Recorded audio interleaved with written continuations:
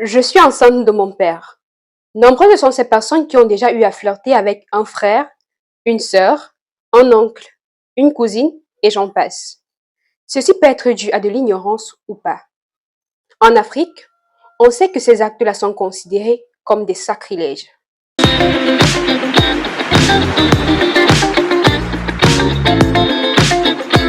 Bonjour à toutes et à tous, c'est Confidence, le programme qui vous permet de soumettre des problèmes hors du commun, de partager vos peurs, vos angoisses, vos traumas, en vue de trouver des solutions auprès des experts et téléspectateurs qui nous regardent tout en gardant l'anonymat.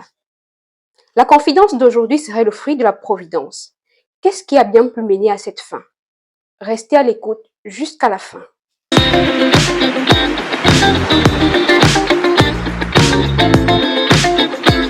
Bonjour à vous. L'histoire que je m'en vais raconter est la mienne. La honte, la peur et le dégoût sont les seules choses que je ressens pour ma personne en ce moment. J'aimerais remonter le temps, mais c'est impossible. En fait, je n'ai jamais connu mon père. Je ne l'ai jamais vu, même en photo. Ma mère n'avait que 15 ans quand elle m'a mise au monde. Elle m'avait dit qu'elle n'a vu mon père que 2 fois avant que celui-ci n'abuse d'elle. J'ai grandi avec mes grands-parents. Selon la même histoire, mon père biologique aurait appelé quand ma mère venait d'accoucher et se trouvait encore sur le lit d'accouchement. Mais il n'a pas eu le courage de dire un traître mot. C'était d'ailleurs la dernière fois où il a donné signe de vie avant de disparaître complètement. J'ai eu mal à l'écoute de l'histoire de mon existence. Mais c'était facile pour moi d'avancer car je ne manquais pas d'amour. Après mon baccalauréat, j'ai dû me déplacer pour une ville voisine afin de poursuivre mes études.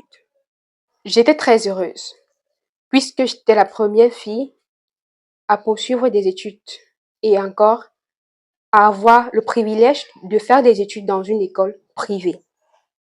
La première année s'est bien passée. Durant la seconde, j'ai eu le privilège de rencontrer un de nos enseignants et supérieurs qui m'a aidé lorsque j'allais soumettre une requête d'absence de notes. Elle m'a remis sa carte et m'a promis qu'il m'aiderait pour tous les problèmes que je pourrais rencontrer dans l'avenir concernant mes études universitaires dans cet établissement. C'est ainsi qu'on a commencé à se côtoyer et à se fréquenter en dehors des heures de cours et au-delà de ce qui pourrait paraître naturel entre enseignants et étudiants. Tout se passait bien. Son âge n'était pas un problème. Il me respectait. J'avais l'impression d'être dans un conte de fées. Mais je suis tombée enceinte. J'avais peur. Peur que cela ruine mes études. Peur que elle me prenne pour une fille infidèle, puisque nous avions pour habitude de pratiquer le coït interrompu. Mais au-delà de mes peurs, il m'a rassurée, me faisant comprendre que c'était une infime probabilité, mais que cela n'était pas impossible. Elle était très heureuse. Il m'a d'ailleurs promis que, dès la fin du semestre, nous irions rencontrer mes parents pour débuter avec la procédure de mariage. Et il a tenu parole. Mes grands-parents et ma mère ont commencé à se préparer pour l'occasion. Dès mon arrivée, ma mère a commencé à pleurer, sans dire un mot. On a essayé de la calmer. On essayait de comprendre en vain pourquoi est-ce qu'elle pleurait. Mais c'était impossible. Elle ne cessait de tendre la main vers elle, mais toute l'assistance ne comprenait rien. Après près d'une heure, elle a fini par dire: c'est ton père. D'une voix tremblante, elle a dit pour la seconde fois: lui, c'est ton père. Je me suis effondrée en écoutant. Et durant cette période de trouble, j'espérais Que tout ceci ne soit qu'un cauchemar. À mon réveil, maman était à mon chevet en train de pleurer. Et elle m'a laissé comprendre que elle avait de nouveau pris la fuite. Et c'était la seule chose qu'il avait le cran de faire, fuir. C'était tout ce qu'il avait. C'était tout ce qu'il savait. Mes grands-parents m'ont dit que quel que soit le prix à payer, je devais absolument interrompre cette grossesse.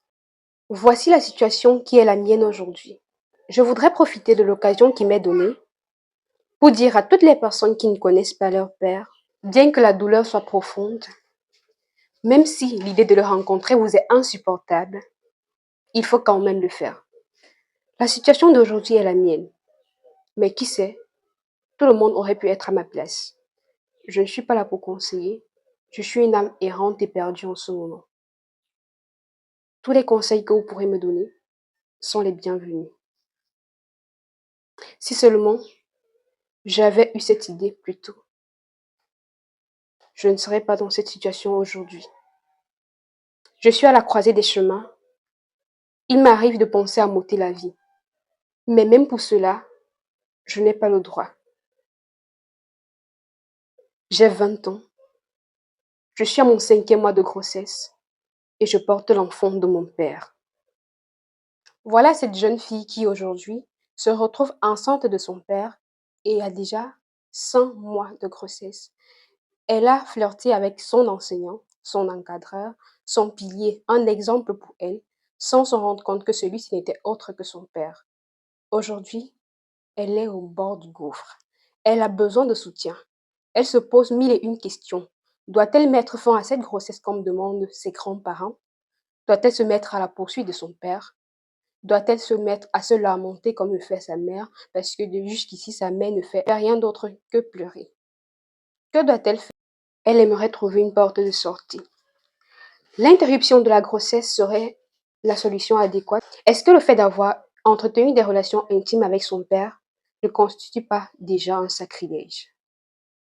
Et si c'était l'unique enfant que le ciel avait décidé de lui donner durant toute sa vie? Que feriez-vous si vous étiez à la place de cette personne? Doit-elle prendre tous les risques au péril de sa propre vie? Que feriez-vous si vous étiez à la place de sa mère? Et si à jamais elle décidait de mettre cet enfant au monde, comment est-ce que cet enfant appellerait son père, papa ou grand-père? À la place de sa mère, quel conseil est-ce que vous lui aurez donné? Est-ce que le fait qu'elle a agi ainsi sans être consciente de ce qu'elle faisait doit également être considéré comme un sacrilège?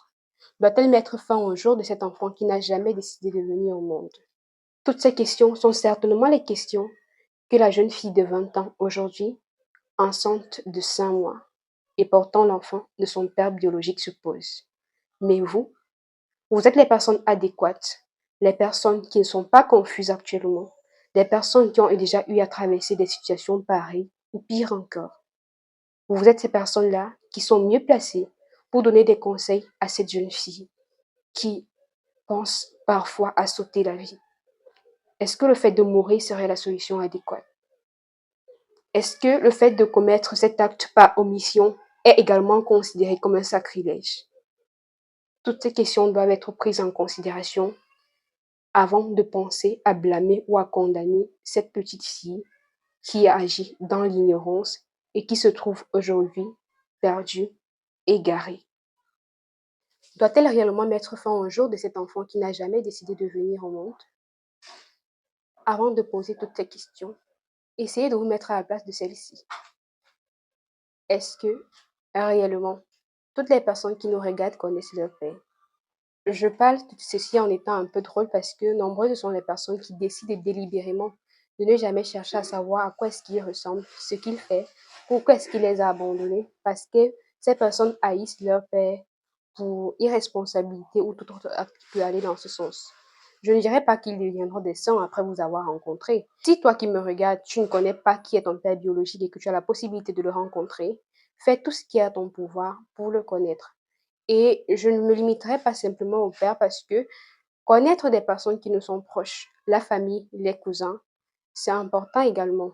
On se retrouve parfois durant des réunions de famille à être en train de regarder un frère, un cousin, un ami de haut parce qu'on a eu à le rencontrer dans des conditions peu catholiques.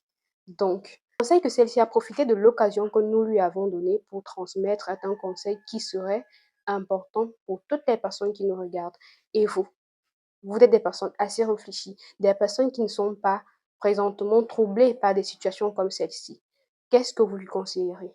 Je suis sûre qu'elle nous regarde et qu'elle attend tous vos conseils avec impatience. À vos plaisirs.